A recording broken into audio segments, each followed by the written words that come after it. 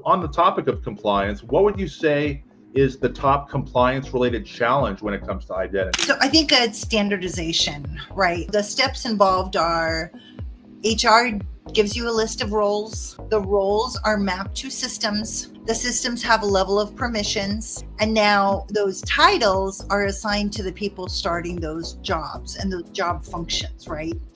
If you start with a standardized block and start with and we're creating our own problems in this space because we continue to assign unique titles. We continue to not map to systems and data that require, according to the job functions, level of access.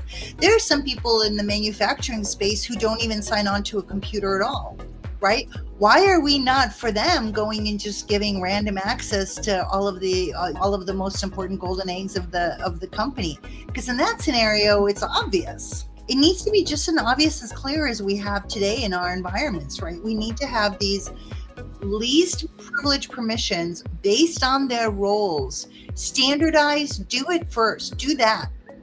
And now what that makes it easier to do is when one of those people need elevated privileges, now you have a paper trail ticket that says, I have my baseline privileges in place. That's my standard. That's according to my operational guidelines. But if I want elevated privileges, here's my approval. Every single regulation and framework in the world is going to say, show me the approval for elevated access. Nice. And you're forcing people to do that instead of putting them straight into that role. Now you have your audit trail.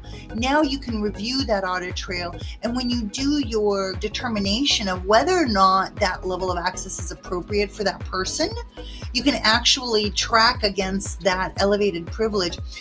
One more thing to say is it's a fine balance based on your company size.